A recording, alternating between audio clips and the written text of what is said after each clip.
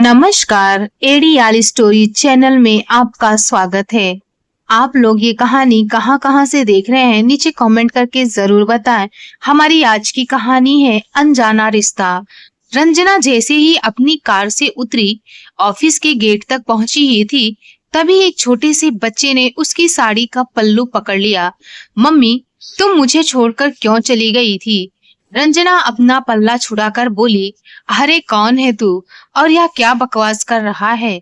इससे पहले कि बच्चा कुछ कहता, गेट पर खड़ा चौकीदार भागता हुआ रंजना के पास आया और बोला, माफ करना मैडम जी, गलती से ये बच्चा अंदर आ गया। मैं अभी इसे देखता हूँ, आप यहाँ से जाइए। रंजना तेज कदमों से आगे बढ़ गई। गेट पार कर आगे जाते समय उसने एक बार पलटकर बड़ी मासूमियत के साथ उस बच्चे की ओर देखी। चौकीदार उस बच्चे को भगा रहा था, लेकिन वो बार बार अंदर अंदर रंजना के पास जाने की जिद कर रहा था। रंजना लिफ्ट की ओर बढ़ गई। अपने केबिन में पहुंचकर वह काम में जुट गई। उसका बहुत ज्यादा काम पेंडिंग था। सुबह से दोपहर कब हो गई उसे पता ही नहीं चला। दोपहर को लंच के समय वह अपना खाना खाने बैठी, तभी उसे उस बच्चे की याद आ गई। रह रहकर उसकी आंखों में उस बच्चे का मासूम चेहरा ही दिखाई देने लगा। उसके दिमाग में बस एक ही बात घूम रहा था कि आखिर वह बच्चा उसे अपनी मम्मी क्यों कह रहा था। रंजना ने जल्दी से अपना टिफिन खत्म किया और वह गेट पर पहुंच गई। रंजना ने इधर उधर देखा, लेकिन बच्चा कहीं भी नजर नहीं आया। तभी परेशान होकर रंजना ने चौकीदार से पूछा, गार्ड भैया, आखिर वो बच्चा कौन था? वो यहाँ क्यों आया था? तो गार्ड ने बोला, मैडम, आप उसकी चिंता ना करें, अब वो आपको परेशान नहीं करेगा। मैंने उसके बाप से उसकी शिकायत कर दी थी। वो उसे यहाँ से ले गया, वो तो ठीक है, लेकिन वो ऐसे मुझे अपनी माँ क्यों समझ रहा था? मुझे मम्मी क्यों बोल रहा था? रंजना की उत्सुकता बढ़ती जा रही थी। वह जानना चाहती थी कि आखिर वह बच्चा यहाँ कैसे आया, आखिर उसके माँ बाप कौन हैं? उसके मन में तरह तरह के सवाल गूंज रहे थे।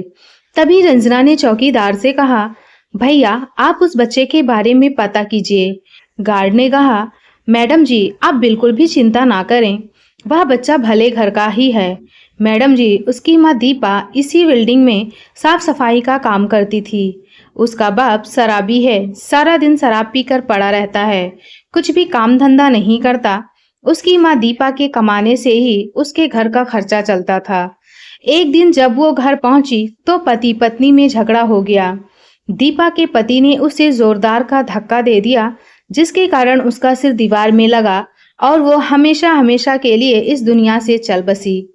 अब ये मासूम बच्चा बिना माँ का हो गया और इसका बाप इसका बिल्कुल भी ख्याल नहीं रखता है। इसलिए यह बच्चा इधर उधर यहीं घूम घूम कर भीख मांगता है। इस बिल्डिंग में आने वाली बहुत सी लेडीज को अपनी माँ समझकर उसके पीछे ही पड़ जाता है और उन्हें अपनी माँ समझने लगता है। अब यहाँ नई नहीं है, इसलिए आप अजीब लग रहा होगा। रंजना ने दुखी होते हुए पूछा, क्या उसके परिवार में या सगे संबंधियों में से कोई भी नहीं है? गार्ड ने कहा, जी नहीं मैडम, कोई नहीं। भगवान छीनते हैं तो सब कुछ छीन ही लेते हैं। लेकिन आपने उसके पिता से क्या कहा? गार्ड बोला, मैंने उससे कहा कि अगर आज के बाद ये बच्चा यहाँ नजर आया तो तुझे पुलिस में पकड़वा दूंगा। वह उसे मारते पीटते हुए घर ले गया। बच्चे को पीटते हुए देखकर दुख तो बहुत हुआ, लेकिन कर भी क्या सकता था मैडम जी? हर रोज किसी न किसी औरत को परेशान करके वह अपनी माँ बोलने लग जाता था। इसलिए रोज रोज की शिकायतों से मैं भी परेशान हो गया था। रंजना बिना कुछ बोले अपने केबिन में आकर बैठ गई। वह एक गहरी सोच में पड़ गई। उस मासूम बच्चे का चेहरा बार बार उसके सामने आ रहा था। आज उसकी वजह से उस मासूम बच्चे की पिटाई हो गई। उसका बाप पता नहीं उसके साथ क्या कर रहा होगा।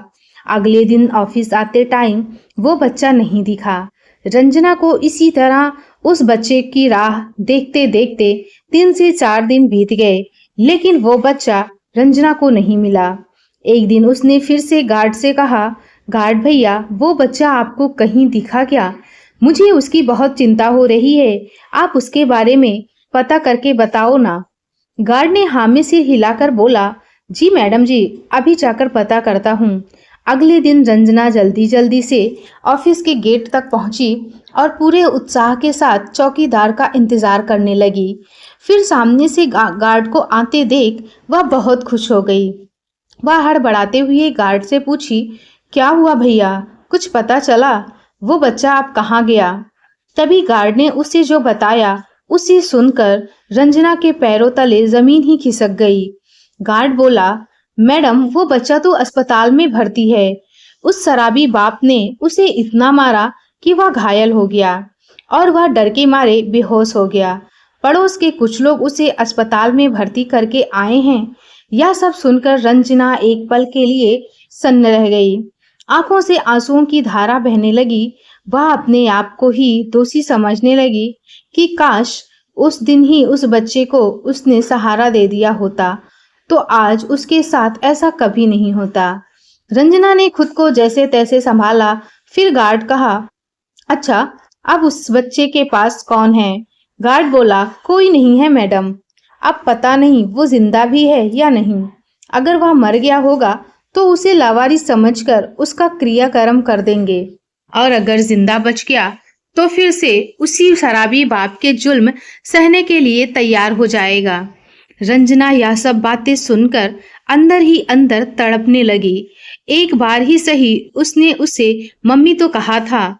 वह गार्ड से अस्पताल का पता पूछकर अस्पताल में पहुंच गई।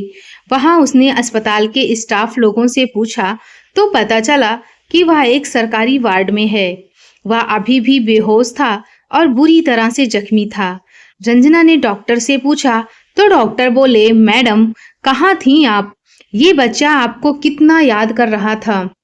ऐसा लग रहा है जैसे इसे बहुत बड़ा सदमा लगा हुआ हो। यह बच्चा शरीर से तो जख्मी है ही और दिमाग से भी जख्मी हुआ लग रहा है। अभी अभी इसे नींद का इंजेक्शन दिया है ताकि वह शांत होकर सो सके। वैसे अब ठीक है। आपको अपने बच्चे का ध्यान जरूर रखना चाहिए। और इसे इतनी बेरहमी से आखिर किसने मारा? रंजना बोली, डॉक्टर वो मेरा बच्चा नहीं है। इसे इसके शराबी बाप ने मारा है। वैसे डॉक्टर इससे कब तक होश आएगा? डॉक्टर से बात करके रंजना अपना माथा पटकते हुए वहीं बैठ गई। एक बार मम्मी बोलने से जो अनजाना सा रिश्ता बन गया था उसे निभाते हुए वह शाम तक उस बच्चे के पास बैठी रही, उसका माथा सहलाती रही। शाम को जब बच्चे को होश आया उसने धीरे से आंखें खोलकर कहा, मम्मी तुम कहाँ चली गई थी? देखो ना पापा ने मुझे कितना मारा है। अब आप मुझे छोड़कर कहीं मत जाना। मैं आपकी हर बात मानूंगा। आप जो मुझसे कहेंगी मैं वह सब करूंगा। बस आप हमेशा मेरे साथ रहना। मुझे कभी भी अकेला मत करना। रंजना उसकी बातें सुनकर फूट फूट कर रोने लगी और उसे कस के पकड़कर प्यार से गले लगा लिया। बस बेटा, अब मैं तुझे कभी नहीं छोड़कर जाऊंगी और तुझे कोई नहीं मारेगा। तभी पीछे से शिवम जी की आवाज आई, हाँ हाँ बेटा, और अब मम्मी भी तुझे कभी छोड़कर नहीं जाएगी। रंजना ने अपने पति को सारी बात फोन पर बताई थी। 2 दिन बाद रंजना और शिवम बच्चे को अपने घर ले आए। शिवम ने बच्चे को गोद लेने के कागज बनवाकर गार्ड और दूसरे लोगों को इकट्ठा करके गवाह के तौर पर उसके बाप से पेपर साइन करा लिए। बदले में रंजना ने उसके बाप को 50,000 रुपए भी दिए।